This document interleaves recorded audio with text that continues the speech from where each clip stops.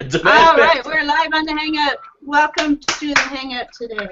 We're ready to go on air any minute, any second, right now. Yep. Rock and roll. Rick?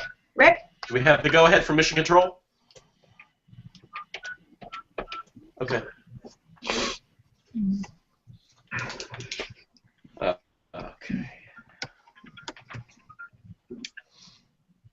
Okay. Okay. There was so Heather, are we doing an Ebola update? Because last week everything was fine and dandy. It's not. Yeah, right. It's not this. It's gone to hell in a handbasket. But yeah, we'll just touch on it. Okay, I'm back. Here we go. Cool. Thank you, Doug.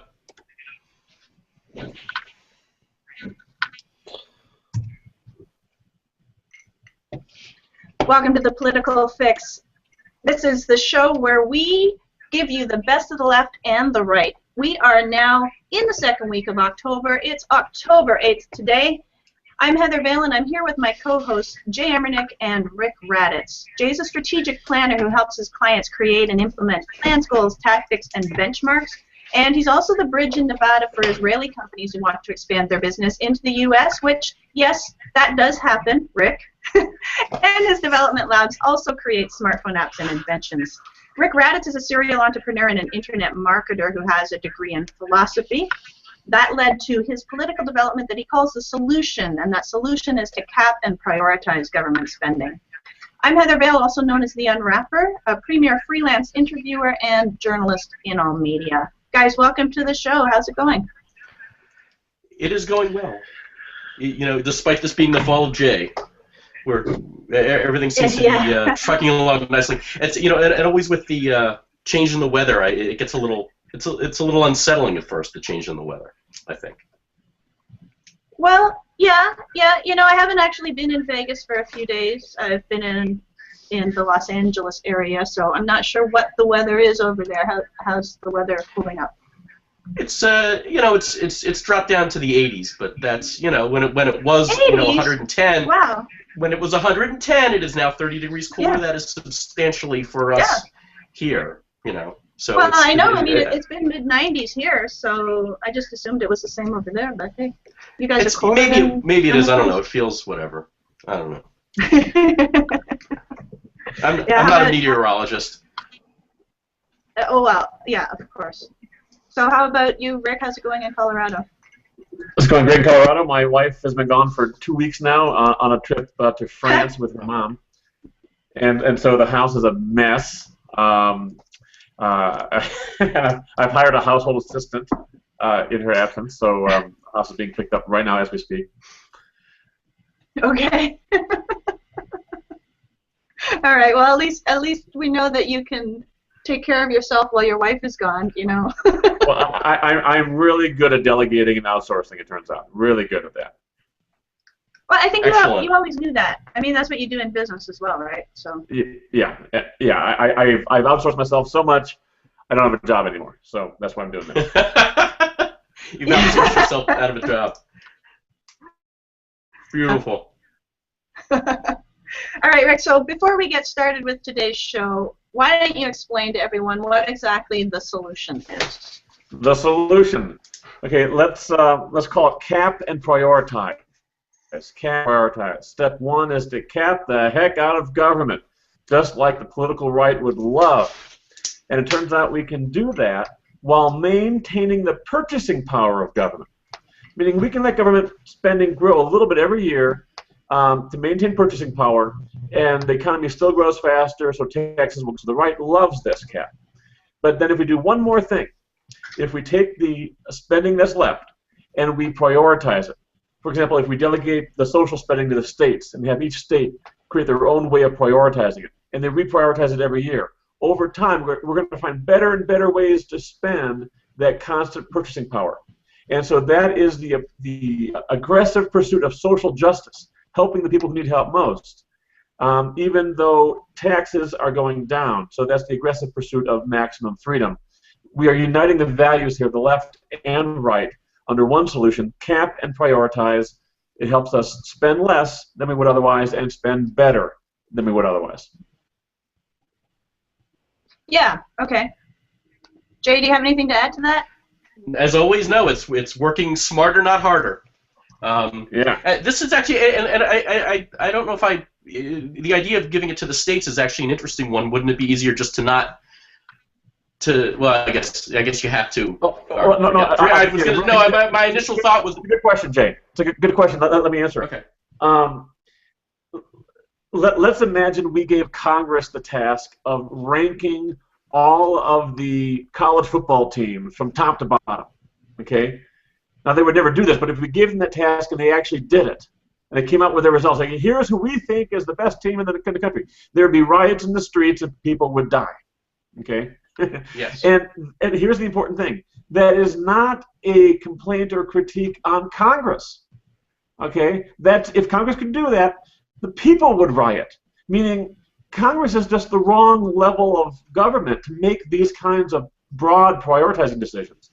They may be the right people to take the money because they can, and we can't seem to stop them. But once the money's there, they have to then give it back to the states, let each state do their own prioritizing, and that's where we can start to see, the politics goes away, and we start fighting about what helps people best. And the proof that this can happen is that Oregon already is prioritizing their Medicaid spending, and it has for 20 years. And it's, but governments don't do hard things unless it works. There has to be a political advantage to it. And so, it sticks around because once you start prioritizing, you can't stop. It would be greedy and foolish to stop. So it's almost impossible to start doing, but once you start doing it, it's almost impossible to stop doing. So we need a moment of clarity, and then we can implement cap and prioritize. That kind of sounds like it's an addiction. Once you get started, you just can't stop. And you need more and more to get your fix. No, it is kind of a tipping point in a good way. Capitalism is another good example, or even democracy. It's hard to get these systems in place the first time, like trying to get Afghanistan to become, a proper democracy and have a proper economy. That's hard, and we're probably going to fail. But if you take a country like, what would be a good example? Singapore, okay. They had to have kind of a benevolent dictator come in almost a communist style, and just start saying, "Hey, we're going to be doing free market reforms, and here's how we're going to be doing them." And then they were able to kind of leap to this new economy that they have, and there's still a lot of room to go forward. But Singapore now is really doing good, and it's a lot about free market reforms. But it took a dictator to do it, essentially. There are these things that are hard to do the first time, and once you do them, the momentum builds in the positive way, and then they stick around. Yeah, and I think that's the same. Once people get a real taste of cap and prioritize, they will not be able to get enough of it, because it'll just make sense all around, to both the left and to the right. Yeah. Okay. So last week, and this is not the top story, but last week we were talking about the Ebola virus and how there was one man in Texas who had it after traveling to Liberia.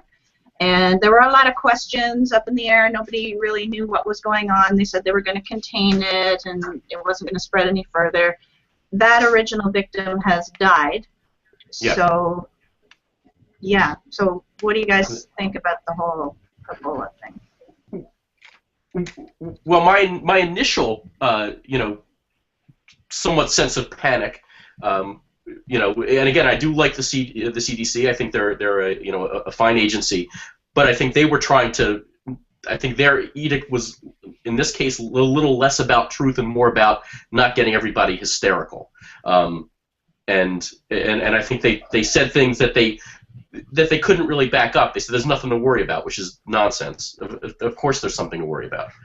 But they didn't want panic in the streets. But it seems there's a little more to this. I don't think we're at panic in the streets yet, but I think there's something more to this. I think we need to know exactly what's going on. It was actually, I believe it was an Israeli news service that first reported that the patient had died. They were, and the Israelis are sending some medical teams to Western Africa, or Eastern Africa, excuse me. Yeah, so or Western Africa, officials yes, are Western Africa, saying- excuse me, sorry.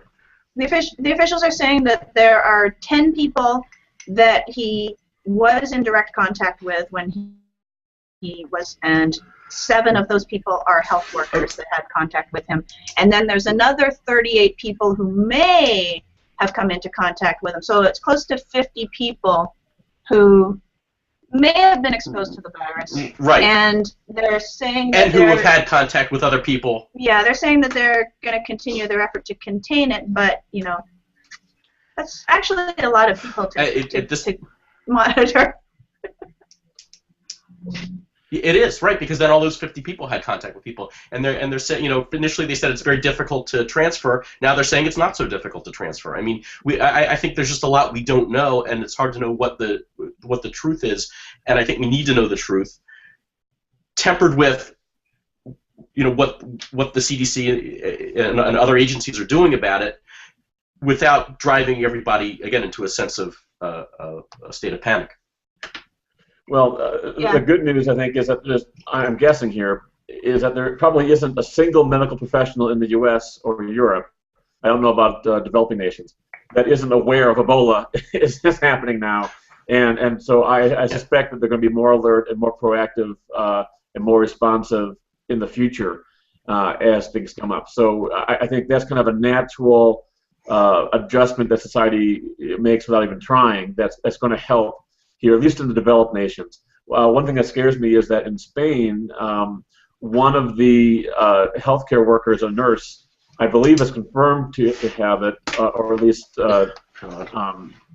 they suspect, and then a second one now they're watching carefully. So she has a fever of some kind. So you know, the fact that so many healthcare workers, even or especially in Western Africa, are getting it too. You know, I'm certainly they're trying to take precautions, but this thing does seem to be spreading more than they want. And it's kind of like a good viral example would be the music video Gangnam Style. Remember that video from a couple of years ago? You know, imagine if the CDC's job was to stop the spread of Gangnam Style on YouTube, and how there's a point at which it starts spreading so fast just because of the numbers that you just can't catch up. And so, while it's small, maybe the CDC can, with proper procedures, keep up. But if it breaks out of that, limited capacity, we are toast. Yeah. Yeah. Okay. Which is a far cry from the story last week, where it was everything is beautiful. So. Well, they're not saying that they can't control. They're still saying they can control it. So their stance really hasn't changed. I mean, they acknowledged that this guy had it last week. They knew that there was the one case. So nothing has really changed as far as what the CDC and other health officials are saying. Correct. All I'm saying is that the way this works mathematically is the Western world has a capacity to control it, and as long as the number of incoming patients is within that capacity, we're probably fine here in the U.S.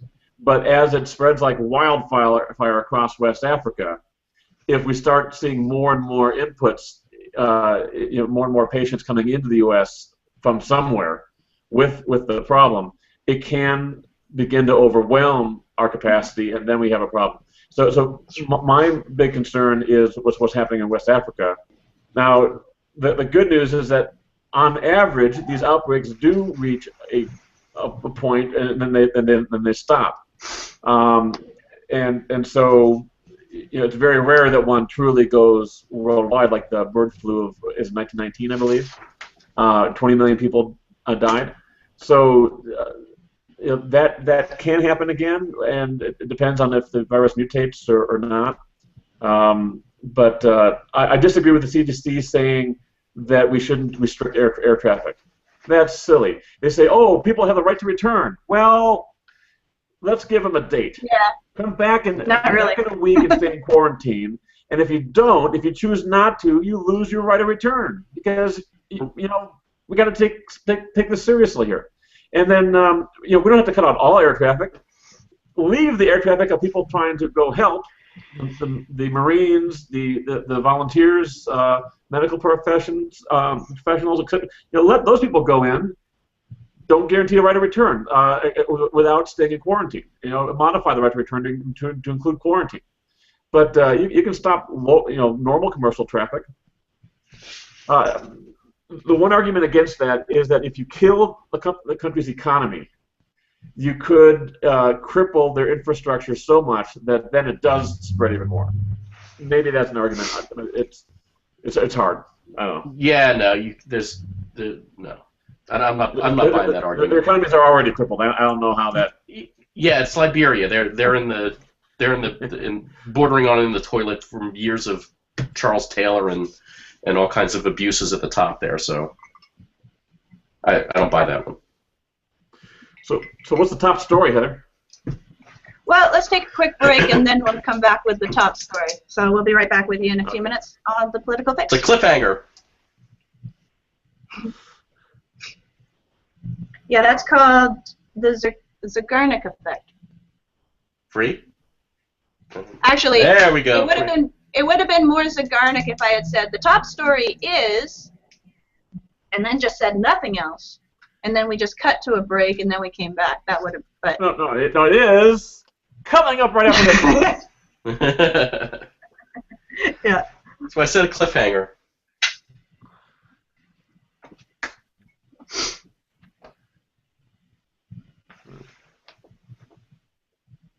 Maybe there's a reason. People they'll think something like there was a technical difficulty and said, "Oh, to hell with it. I'll turn to something else." Okay, let's get this top story lined up. I don't have a printer, so I'm doing this all on computer. You're reading it off the screen. Okay. Yeah.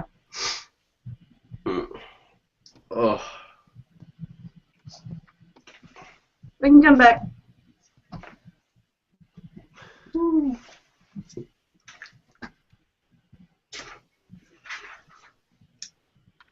Welcome back to the Political Fix on this Wednesday, October the 8th. I'm Heather Vale, here with my co-hosts Jay Amernick and Rick Raddatz. Before the break, we were talking about the update on the Ebola virus outbreak. Last week we had that as our top story, and everything was well and good according to the CDC. Now that original patient has died, but they are still assuring us that it's not going to spread any further. So now we're going to go into the top story for the day. Are you guys ready for this? Yes. No. All right. It's coming anyway. Okay. Well, maybe we should wait a few minutes. Yeah. Don't Rick's okay. I'm ready. All now. right. Go ahead. All right. This one comes out of Las Vegas, my hometown, Jay's hometown. I'm not there right now, but anyhow. So, a U.S. Supreme Court justice today temporarily blocked a lower court ruling that declared gay marriage legal in Idaho and Nevada, dashing plans in Las Vegas to start performing gay nuptials in the self-proclaimed marriage capital of the world. I don't think that's just self-proclaimed, by the way. I think it really is the marriage capital of the world. Nevada and Idaho had joined the growing number of states where same-sex marriage is legal when the 9th U.S. Circuit Court of Appeals ruled yesterday that gay couples' equal protection rights were violated by the gay marriage bans in both states. In Las Vegas, the Marriage License Bureau had been expected to issue licenses for same-sex couples starting at 2 p.m. today. But Clark County Clerk Diane Alba told the Associated Press that it's clear, at least for now, that she can't issue gender-neutral marriage licenses after Supreme Court Justice Anthony Kennedy's orders temporarily halting gay marriage. Kennedy's order came a little more than an hour after Idaho filed an emergency request for an immediate stay. The state's request said that without a stay, state and county officials would have been required to begin issuing marriage licenses to same-sex couples this morning. The delay could last a few days. Kennedy's order requested a response from the plaintiffs involved in Idaho's gay marriage lawsuit by the end of tomorrow. Las Vegas had been preparing for gay weddings. The county's marriage licenses went gender neutral a couple of weeks ago just in case, and chapels had photographers practicing with models to see how they might best shoot two brides in gowns. His decision yesterday about Nevada and Idaho's gay marriage bans, Ninth Circuit Judge Stephen Reinhard wrote for a unanimous 3-judge panel that laws treating people differently based on sexual orientation are unconstitutional unless there's a compelling government interest. He wrote that neither Idaho nor Nevada offered any legitimate reasons to discriminate against gay couples. And that decision came a day after the Supreme Court turned away state appeals, effectively legalizing same-sex marriage in several more states, bringing the U.S. total to 30. So, personally, I don't understand why they need this stay, but that's where we stand right now. We're kind of in a gridlock pattern. So, what do you think, Jay? So first, I like that the big concern in Nevada was the photographers how two brides were going to look together in a gown. But that was you guys know I also work as a videographer, and you know, and this was several of the photographers were actually this was a concern. So okay, I mean, let's hope it doesn't. Their standard poses. They've got their standard poses, and now it's like, okay, now what do we do? You know, well, let's hope that doesn't elevate to the Supreme Court level. So I've said this. I've said this specifically about gay marriage before, and it's sort of a weird thing. And you sort of hinted at it that it's a little complicated, and it's complicated because it was the fact that the government issues a marriage license to anybody is ridiculous. It's a violation actually of the First Amendment. Marriage is a religious term with religious origins and connotations. So it should not. So the government should just issue simply we recognize this union, or if you want to call it a civil union, for everybody, for gay, straight, whatever. Okay, and then leave it up to the individual church, synagogue, temple, what have you, and the individual clergy to say yes, this is good with me, or no, this is not good with me. And leave it at that. And then if a gay couple is a member of a church and their priest or minister or whatever says, I'm not into this, then they can leave that and find one that's friendly to them. Because it is really, it's a religious question the government shouldn't be involved in. And here's what happens when there is a violation of church-state separation. All hell breaks loose. Yeah. If they hadn't had the violation to begin with, this wouldn't be an issue. That we would have had gay marriage for years and years and years, because nobody's going to condemn a priest or a minister or a rabbi, an imam, what have you, to say I wholeheartedly support this, and in my temple, synagogue, church, parish, what have you, we're doing this, or to say, in ours, no, we don't. It's not in line with our religious beliefs, and nobody can force us to do it because that would be a violation of our First Amendment rights. And then you leave it at that. But there was that initial violation, and look how it's gone out of control. Yeah. So okay, I personally support it. I think they should. Anyone should be able to marry whoever they want and be done with it. Well, as always, I agree with half of what Jay said. I think there would be a lot of people who would complain about various ministers of various faiths doing different things, but if the government had never been involved. For example, if some rabbi decided that we can marry men to sheep, someone will complain. I'm pretty sure. Okay. Okay. So, that's the ridiculous argument. Start to expand marriage to include certainly like multiple couples. Okay. Polygamy, etc. People will complain. So, but I think Jay has a point there where there is a need to clarify the kind of the private, concept of marriage, what's going on between two individuals, and what is the government's role in noticing it even. Well, it turns out that a society benefits greatly from having stable married parents of kids, because the number one source of poverty is single motherhood. That's where you're torn between hiring a nanny or a daycare service or something for your kids when you're at work, but then during those hours you're making as little as you're paying the nanny or the caregiver.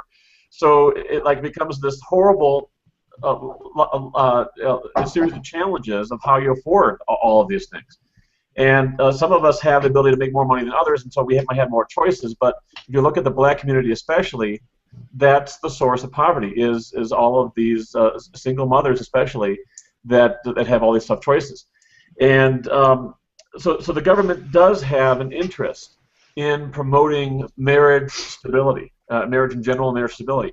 Now, whether or not that comes from or whether or not that allows government to get into the whole same-sex marriage or not, that's yet another issue. Okay, but it is an issue. I'm going to say that it's hard to stop freedom. Over time, over decades, over generations, people are going to keep on fighting for more and more freedom. There's no way to stop that. That's built into our human nature. And so gay marriage is inevitable. And anyone who believes it's wrong for X, Y, or Z reasons, okay, it's inevitable. It's going to happen. I think the writing is on the wall. I think the Supreme Court here is kind of waiting for a couple other cases to go through the federal level. Because so far I believe all of the cases at the federal level have sided on the side of gay marriage, pro-gay marriage. Yeah. And so the Supreme Court is, I think, waiting for any case that comes on the other side so that they can have all of their kind of due diligence done for them in debating the core issues here. Yeah, my point is also that the government would still issue like a civil union certificate saying we as the government recognize this and all the rights and privileges that come with that, be they next of kin or whatever tax issues there are. I don't know all the benefits of being married now that the government allows, but I know that's some of them. So. Well, most states I think do allow civil unions even if the gay marriage is not legal. But that falls under the category of a separate but not equal, because you're treating two citizens differently than two other citizens based on their preference. So right. That's what. So on the government level, if the government is neutral, everyone gets a civil union done. Right? Whether it's up to the clergy whether it's recognized in a religious fashion or not. And that would be and that preference word is not kosher. Just so you know. What? They don't consider it a preference. They don't consider it a preference. Okay. Well, that's the other. That's like the other challenge too. Is that it's not. It wouldn't fall under anything that's defined in the Constitution. It's not a race. It's not a creed. It's not a religion. I mean, it's a sexual orientation. Okay, so then you have to add that into the language, the legal language. But it's not something as it sits now that would fall under that equal protection based on those three categories, based on race, religion, or creed. It's none of those. Yeah. Okay. So. And you know what? Also, whoever wrote the Associated Press article, focusing on two brides in gowns, that's very rarely going to happen. Well, that's why two people in suits. They're going to have two people in suits, or regardless of the fact that there's two of the same gender, whether it's two males or two females, they're still going to have one in a dress, one in a suit. I mean, I've seen that already. The chances of there being two brides in gowns is very slim, in my opinion. I mean, maybe I'll get proven wrong, but I have yet to see that kind of dynamic in a gay couple. That anyway. But if they did, I fully support it. So. The concern with the photographers was more that they do specific photos. Well, that's with, why I like, thought it was so humorous that was. And the groom doing a certain thing, so.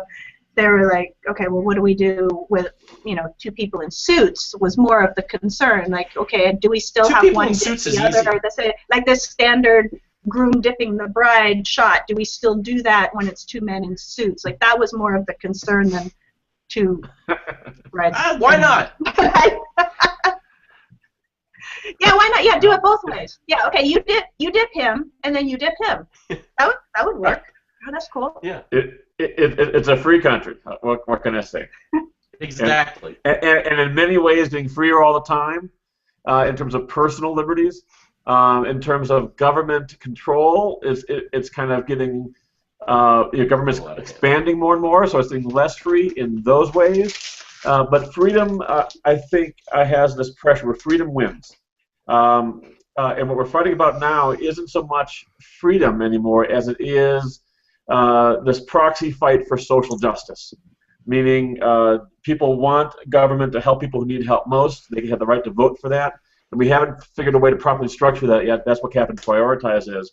So once that comes online, then we're trending towards freedom in even yet another vector, and so freedom wins. That's the good news. Yeah. Yeah. I still don't entirely understand though why this delay when everyone, like as of last night, the one chapel that I do a lot of videography for was sending out emails. Okay, everyone, be prepared tomorrow at 2 p.m. We've got a lot of photographers on call. We've got ministers on call, just in case there's this, influx, which was expected, and now all of a sudden not. But why? Like I'm still not clear on why they're saying, well, hold on a second, let's no, that is actually a very important feature of government, and James Madison talks about this in one of the Federalist Papers. I think it's number 10, I'm not sure. That it's important that the gears of government turn slowly so that the voters have time to say, oh, wait, we made a mistake back there, we want to change that before it's too late. So the fact that government moves slowly, courts move slowly, and so on, and then there's a big argument, a big fight, big due process battle, that's entirely appropriate, and it's a good thing. It's frustrating at times, especially when there's a sense of inevitability. It's going this direction. Like, well, why can't you just stop? Well, we can't stop because we have to keep fighting for what we believe in, all of us. That's how we end up eventually making the right decisions. Oh, okay, good. All right, so let's take another quick break, guys. We're going to come back in a few minutes with Jay Amernick's Inside Perspective, and we'll be right back with you on the Political Fix. I disagree.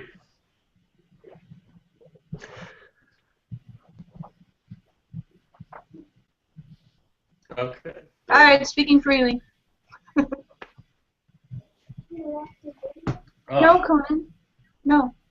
You need to keep being quiet. Don't keep making noise, because every time you make noise, the camera flips to me. So.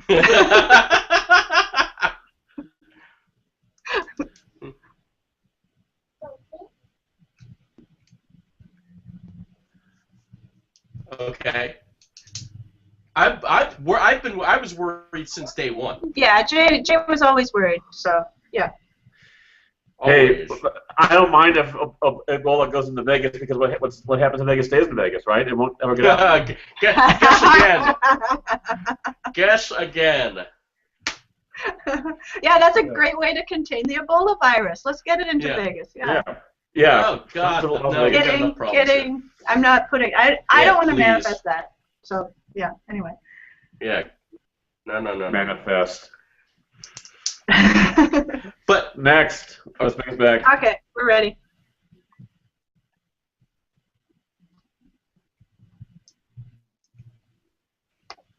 Welcome back to the Political Fix. I'm Heather Vale, and I'm here with my co-hosts Jay Amernick and Rick Raddatz. Before the break, we were talking about the top story, which was the legalization of gay marriage in Idaho and Nevada, but it's temporarily been put on hold. They've asked for a stay, so that's a developing story that we'll keep an eye on. In the meantime, we're going to have Inside Perspective with Jay Amernick. Now, Jay used to work in government as well. He can tell us what exactly. I didn't work in government. I worked for an NGO involved with government. So I was. Okay, so he's had an insider view on how government works, how politics work. So we call this Inside Perspective because he has a unique perspective that none of the rest of us on this show have. So go ahead, Jay. Tell us today's Inside Perspective. Okay. Today, it is this. Voting against something isn't necessarily voting against something. And what I mean by that is when people like to make political hay out of, all these Republicans voted against equal pay for women. Well, they're not necessarily voting against that. When it comes to legislation, the devil is in the details. And quite frankly, they will look at the legislation and say, well, it may feel, sometimes it's feel-good legislation. The Equal Pay Act. Like, well, if you vote against that, you're clearly against equal pay. They may or may not be, but it's usually something in the legislation that they don't like, that they don't want implemented. A great example of that actually was back in my lobbying days. There was a piece of pro-Israel legislation, and Barney Frank, who was a very good friend of the U.S.-Israel relationship, voted against it. And he's a Democrat. So on the right, they were making political hay. Barney Frank, breaks ranks, no longer pro-Israel, and it was ridiculous. Barney Frank came out and he said, "Look, the reason I voted against this was because this bill," he said, "you guys put a bunch of schmutz on it." His exact words, schmutz is Yiddish for dirt. So they did. They put a bunch of crapola in it that made it a less appealing piece of legislation and didn't really do what it initially set out to do. So like I said, you have to look at that as opposed to whatever those on the right come out and say, oh, so and so is is against the veterans or whatever, or it's usually the details of that piece of legislation, no matter what kind of pretty title it may have, doesn't really do what it says it's going to do, or it doesn't do it to the satisfaction of whomever is voting against it. Okay. Rick, what do you think? You want to disagree? I completely agree with Jay. What? I think, no, he picked such a safe topic this time that he's absolutely right. Okay. It reminds me of the Casablanca. I'm shocked to find that this casino, and you're winning, sir. Yeah, exactly. Yeah. And so I'm shocked to know that politics is going on in politics. I agree with you that nothing is as it appears in politics, and if so, it's the exception. The vast majority of times, there's something else going on that's motivating behavior. And Ted Cruz, the senator from Texas, for example, because of his base, has not only the permission but the incentive to say all these things that he could never say if he was a senator from pretty much any other state. Whereas Bernie Sanders, on the other hand, from Vermont, okay, a self-proclaimed socialist, and Vermont loves that. And so it's there's always something deeper going on, and that's actually why we ended up in this effort to discover the root to problem. We ended up discovering this cap and prioritize thing, because if you don't fix the structural incentives, then you're not going to fix the root problem, okay? Because that is the root problem. So you got to fix the structural incentives. You have to cap spending and prioritize spending so that we have our budget, and then we fight for priorities, and then within those priorities, the best stuff will win. Results will matter for the first time ever, and then we have a shot at knowing what people really believe in terms of priorities, because the priorities will be more transparent. Right now, it's all a game. Yeah, well, that's what I was going to say. That's how I was going to tie it into cap and prioritize, is that actually it will force the legislation itself, to be more thoughtful, effective, and precise. Yeah. And probably a lot shorter, too, which will be nice. Something we haven't talked a lot about is the fact that cap and prioritize is a spending reform, but a lot of what the political right especially complains about is regulations. So let's talk for just a minute about how this might affect regulations. A lot of the regulations that the political right complains about are mandates. Like, hey, if you're going to be in the insurance industry, you have to provide these services. Or if you're going to hire someone, you have to pay this wage, at least, minimum wage. And the problem with all these mandates, first let me say that mandates absolutely kind of jump up. They raise the quality of service in the short term. If you want to give people raises, a minimum wage will give some people raises. Okay, a lot of people raises. But in the long term, it ends up having the opposite effect, where I saw a cartoon where the first 3 rungs of the ladder were cut off, okay, representing the minimum wage, because you got to be up there before you climb up the ladder. And it says, hey teens, I've helped you out. There's Obama saying that. But Obama's holding the saw, because he cut off the first couple rungs of the ladder. That's the problem with almost all of these mandated regulations. Now, right now, the way government works right now, that these mandates, even with that negative effect, might be the best way to help people. Maybe it is. But once cap and prioritize kicks in, once we have competitive government spending, we can find better and better ways to help people, ways that are better than just giving them money and mandating services. Then we can start to relax those mandates, and knowing that the government safety net is there to help people who need help most in ways that help them the best.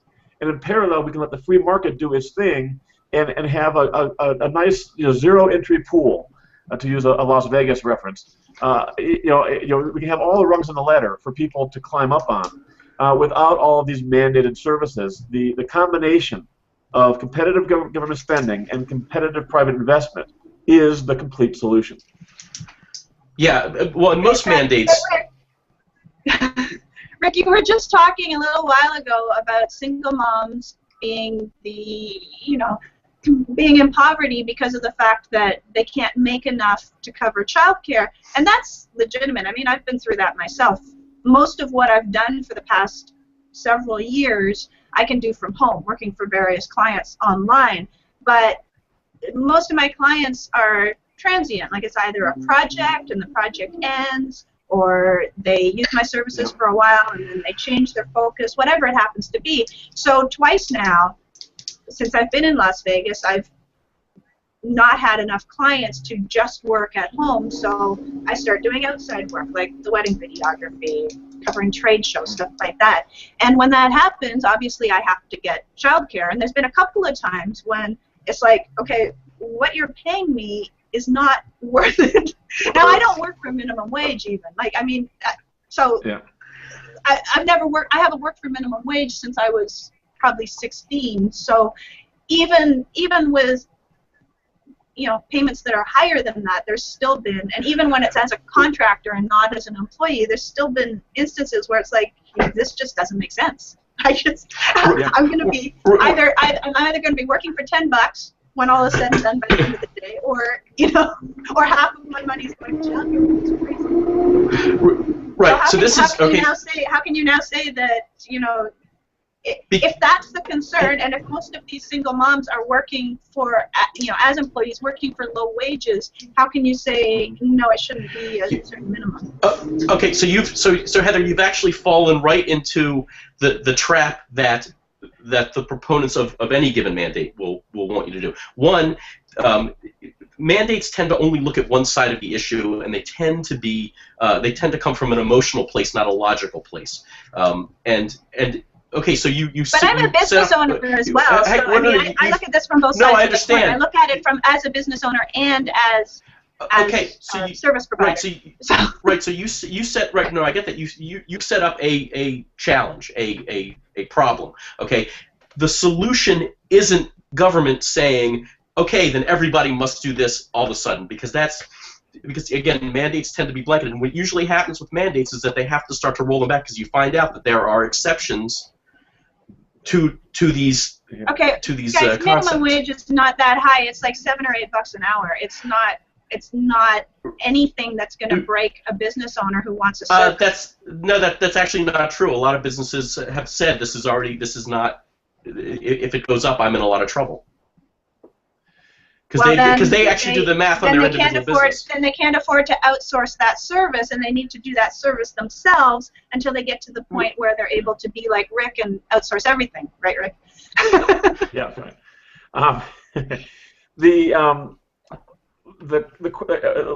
Let's say the minimum wage, because it's such a clear issue that people can understand. If you cut off the lower rungs of the ladder, the people who aren't worth minimum wage can't get jobs. Right. Okay. Now, anyone who's worth minimum wage will get a job and earn more than minimum wage. But the people who are not worth minimum wage don't have jobs. They're forced to be entirely dependent on the government, and yet also not have the benefit of learning on the job, where a lot of learning takes place. Okay. So what I'm proposing with cap and prioritize is that eventually, like let's say it's in place for a generation. Okay.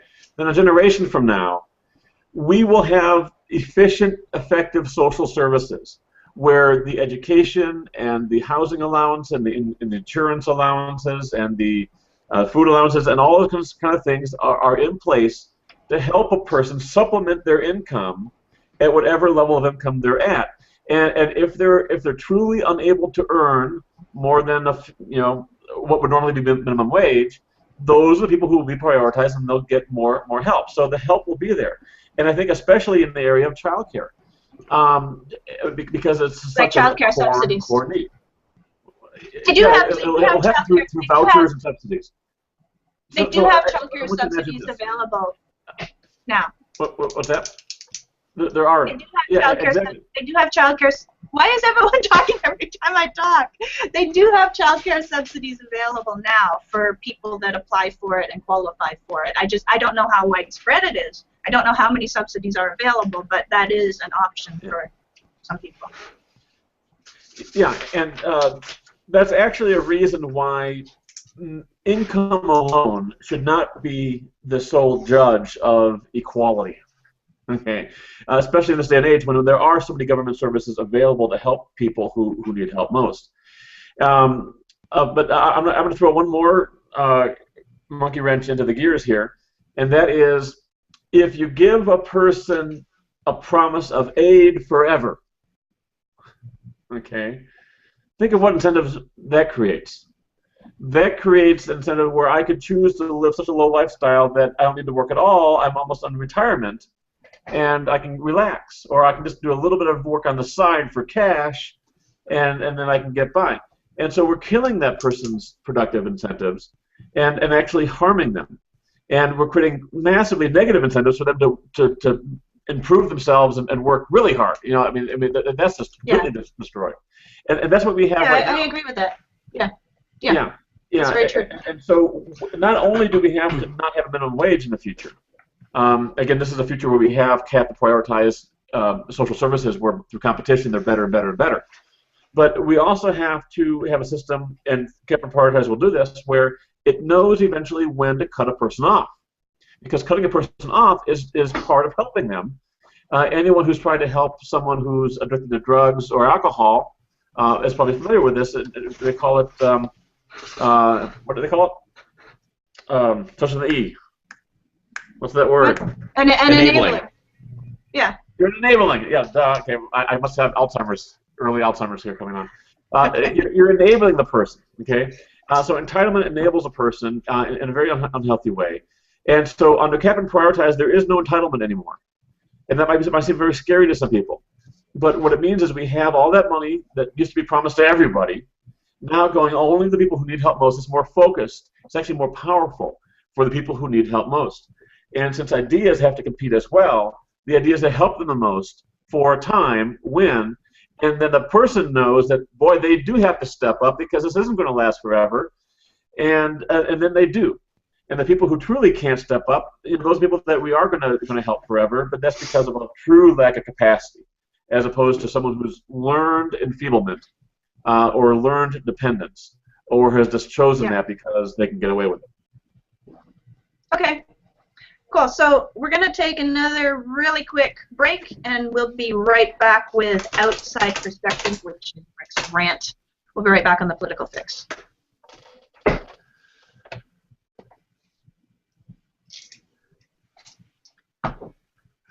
All right. Really, Heather? Yeah. Heather? The last couple of weeks, for some reason, you've been saying, and now it's time for Rick's rant, which we affectionately call the outside perspective. But you used to say it the other way, which made more sense. Now it's time for the outside perspective, which we effectively call Rick's rant. Because it's officially the outside perspective, and it's affectionately Rick's rant. No, Rick's rant was always there's no affection. There's no affection in outside perspective. At all. Well, Rick's rant has always been the official name of the segment. So. No, it was initially the official name. It was initially, and then we changed it. And then we renamed it when we added Jay's new name as Inside Perspective. You never said we were officially renaming it. You just said, ha ha ha, it's kind of the Outside Perspective. Well, that's official. All right, do you want it? I can go back to the tapes. Do you want it to officially be Outside Perspective? Yes, the Outside Perspective, which we affectionately call Rick's rant. That's what you want it to be. That makes more sense. That's not what, okay, but that's not what you said before. All right. Anyway. Well, the affection was calling you an outsider. The affection is like pointing fingers at you and calling you an outsider. That's the.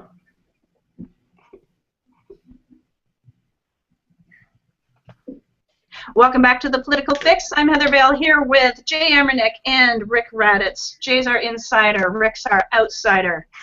There you have it. So now we're going to listen to Rick rant even more than he has been throughout the whole show. This is a segment called Rick's Rant. So go ahead and rant, Rick. Rick, go rant. Okay.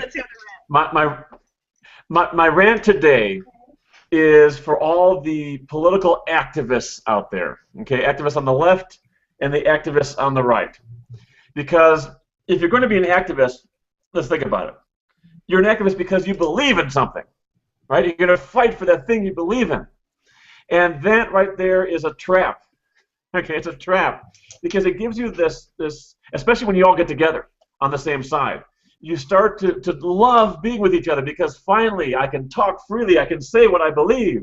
And so it's unavoidable that this happens. But you got to protect yourself against going too far. Because when you're in that echo chamber and you start to really, you feel free and you can express yourself because no one's there to help you say the wrong words, that's when you get too far and you get wrong. Okay, you're just wrong. And so on the political right side, you are wrong when you claim the government has no business being in the helping people business. Some of you believe that. It's unavoidable. People have the right to vote. They're going to vote to help themselves and people they care about. The government is going to be in the helping people whether you like it or not. Okay, the helping people business, whether you like it or not. And on the political left, you want to help people. That's why you're a lefty. That's great. That's unavoidable. That's awesome. But you can't pursue those kinds of goals without a cap. You can't just blame the rich for everything. You can't do that. It doesn't make any sense. You want capitalism to be strong so that we have all this opportunity. And if you want to distribute it well, you have to take a capped budget and you got to prioritize it. Otherwise, results don't matter and you'll never spend better. And you know what? Spending more of money that is just wasted won't ever get you where you want to go. You got to start spending better. And so my rant today is about the echo chamber on the left and right that leads to absolutely wrong conclusions. I agree. I agree 100% with Rick. And actually, I'll put a slightly finer point on. Yeah, I will put a slightly finer point on it as well. Is that I think a lot of activists tend to not be focused on efficacy. They tend to be focused on making a lot of noise, which doesn't help their cause at all. So there's no. They have a lot of sort of ideology, but they don't have any strategy or tactic in order to actually make it come to fruition. They just like making a lot of noise. In some cases, in most cases, but that's another big problem. Is that and that goes to what Rick said about when they all get together and they're in that they get caught up in the zeitgeist of being with each other, and all of a sudden that becomes the reality, and they're not really getting anything done. They're not really moving the ball down the court to further their cause. Okay, so guys, it's tradition on this show that you're supposed to disagree, and so far we've had nothing but agreement between you for the whole show. That's really boring. People don't tune in. Isn't it beautiful? It's beautiful. It's not. Now you're putting me in the position that I have to disagree with both of you. No, but what's going on here? Well, no, we shouldn't disagree. We shouldn't or not. We shouldn't disagree for disagreement's sake. Yeah, but correct. You are choosing. I guess either you're more and more agreeing in general, or you're just choosing topics that are so broad and safe that there's nothing to disagree. This is actually the power of camp and prioritize. Is it turns insiders into smart people. Yes. Yes. He agrees. I was trying to be antagonistic. No. Actually, what I was going to say was that it actually the inside and the outside are actually coming closer together. I think there's some some learning on both sides there, and that's actually sort of the aim of Cap and Prioritize ultimately is to sort of get everybody together and see what is the most effective way for government to help. I'll speak on that getting together part. A lot of people believe the left and right can never get together because they can't ever agree on priorities. But the truth is, we can't agree on priorities because we aren't prioritizing. If we separated the budget like it already is into 13 different piles, and then a 14th pile for social spending, and if the social spending was divided among the states, we still disagree on all the details, but we'd have the proper structure to start building a consensus. And so we wouldn't be fighting about helping grandma versus buying submarines. Defense would have their budget and their taxes, and social spending would have their budget and their taxes. And we would be fighting about priorities within each budget. And I think that the state of Oregon, with their prioritizing Medicaid, shows that at first you do disagree, and they had to prioritize a second time before they got basic agreement. And but then over time, there gets to be more and more consensus about the priorities, and people stop fighting. They fight about something else. So okay, but why would they not be fighting about the cap? Why would they not be fighting, saying, okay, you haven't allocated enough funds in this particular area? Okay. Well, so you want to bring taxes into this question too. The part of Cap and Prioritize is that we eventually move to a flat tax, meaning everybody pays the same percentage of their income to taxes, and hopefully it's a low percentage, like under 10%. But then if we think government's doing a good job, we all vote on it, and we vote to all pay a little bit more money, rich and poor, and by doing that, we're all saying we like what government's doing. We're all going to give a little bit more. Then that is an approved way, an ethical way of giving government more money and raising the cap. So Cap and Prioritize allows for a population to vote for all the money to go to government. Communism, that won't ever happen, okay, except in very, very small groups. But theoretically, Cap and Prioritize does not say what size the government should be. It just says that the people have to vote for a cap, basically a tax rate, and then that's the money you spend. That's what Cap and Prioritize is saying. Okay. Jay, any final thoughts? We're coming up to the end of the show. I would hope that if the flat tax is implemented, that it is below 5%. But that gives everybody some skin in the game. Yeah, we're all gonna hope that, but is it realistic? Okay. Potentially, sure. It is inevitable. It is inevitable. Because if you look at the trend line of human history, over time, over the long term, life is getting better and better and better. Okay, what other decade would you rather live in? Okay, so it's getting better and better and better. And what does that mean? That means it's going to keep on getting better and better unless we blow ourselves up.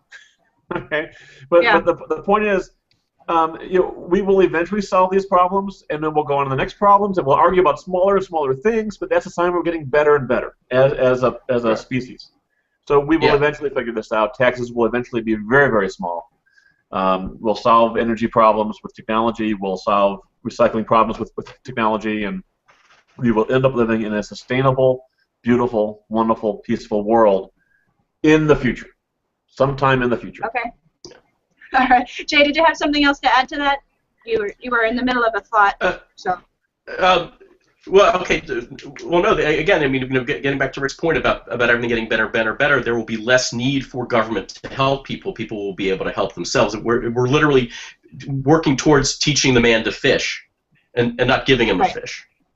Yeah, exactly. Okay. Which is ideal, and it's more productive. Yeah, it's another great show, guys. We've come to the end of another show. Join us back next week, next Wednesday, same bat time, same bat channel. In the meantime, check us out on politicalfixradio.com. Politicalfixradio.com. You can watch Rick talking on his TED Talk, as well as see some of the archives from our past shows, listen to some of the radio archives, and there's various links to different pertinent sites. So we'll catch you next week. Have a wonderful week on behalf of myself, Jay Amernick, and Rick Raddatz. We'll check you next week on the Political Fix.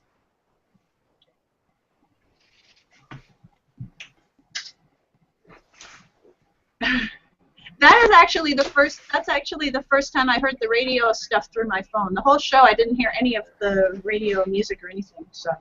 Oh, yeah. Yeah. Yeah. Oh, okay. All right. All right. So Heather, we had a studio audience this time? Yeah. Yeah. We had a viewer. Okay. No, I meant your son. Oh, yeah. Well, he only heard my side because I turned down the Hangout. So. Okay. Okay. Oh, you heard us through the headphone. Okay. Yeah. All right. Which, yeah. So. So anything else to say on the Hangout, guys, before we shut that off too? No, we're good. Yeah. All right. We are good. All right. So And signing off on the Hangout. We'll see you next week here as well. bye, Hangout.